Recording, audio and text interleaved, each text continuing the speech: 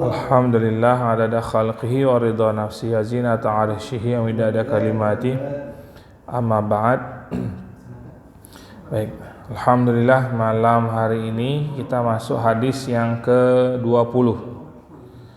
An Abi Mas'ud Uqbah bin Umar Ansari Al-Badri radhiyallahu anhu qala Rasulullah sallallahu alaihi wasallam. Rasulullah bersabda, inna mimma adarakan nasu min kalamin nubuwatil ula, bahwa sesungguhnya di antara peninggalan para nabi-nabi yang diketahui oleh semua manusia.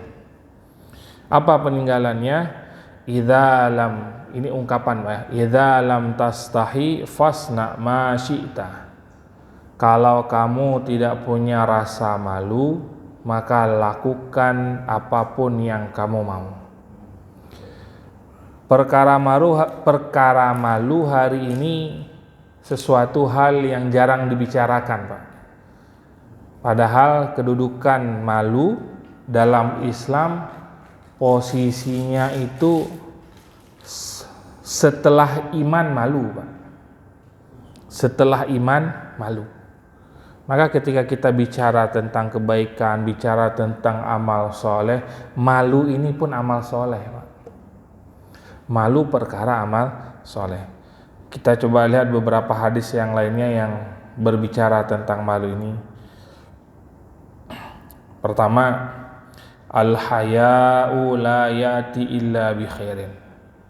Bahwa malu itu tidak mendatangkan sesuatu melainkan kebaikan. Maka ketika kita punya rasa malu, maka pasti datang kebaikan. Al-haya'u khairakullah. Malu itu semuanya baik. Bukan malu-maluin tapi baik. Nah, ini malu bagian dari iman. Al-imanu bid'un wa sab'una aw bid'a wa sittuna syu'batan fa afdalaha qaulu la ilaha illallah. Iman itu ada 70 atau 60 cabang. Nah, yang paling tingginya adalah qaulu la ilaha illallah wa adnaha imatatul adza, dan paling rendahnya menyingkirkan adza itu apa ya? Kerikil duri, atau adza itu bukan kerikil sih Pak sebenarnya. Adza itu yang membuat orang terluka artinya. Artinya apa ya? Ya kerikil maksudnya, ya duri macam-macam. Ya.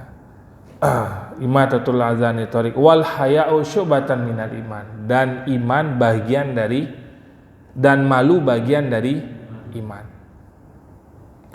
Banyak banget Pak hadis tentang iman. Inna likulli dinin khuluqan, bahwa sesungguhnya setiap agama itu memiliki akhlak.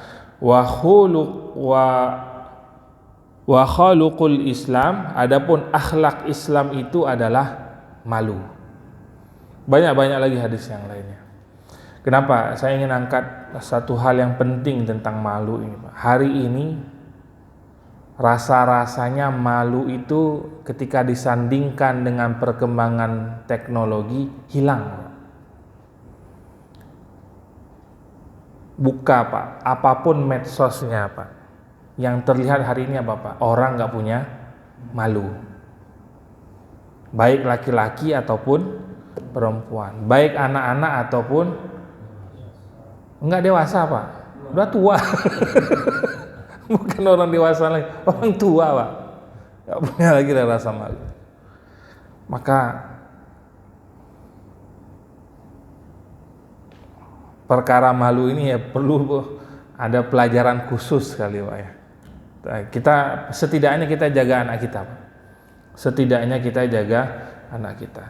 Coba lihat Pak, HP lah yang kita pegang, berapa banyak aplikasi yang di situ hampir seluruhnya mengajak orang untuk ekspos diri, betul kan? Ya joget lah, ya macam-macam lah, kadang video sampah isinya Pak. Makanya kita ini perlu ngimbangin, Pak. Tapi bukan kita tinggalin, Pak ya. Kita perlu mengimbangin itu semuanya. Pengajian-pengajian ini bikin TikToknya, ada yang ini Pak Adi udah rekam nih. Nah ini maksudnya Pak. Ini udah ngerekam. Ya, yang lainnya apa? Pengajian memang harus kita imbangin, Pak. Karena kalau kita tinggalin, dia nggak, ya tetap terus akan berkembang. Kalau kita jauhin, dia tetap akan terus berkembang. Yang bahaya anak-anak kita nanti, generasi berikutnya. Makanya perlu kita dudukkan anak kita ajarkan tentang pelajaran malu. Kalau enggak, jangan sampai karena perkara malu, bermula dari hilang rasa malu, imannya yang runtuh nanti. Bermula dari hilangnya rasa malu, akhlaknya hilang. Bermula dari hilangnya rasa malu, kualitas ibadahnya hanya sebatas pamer saja.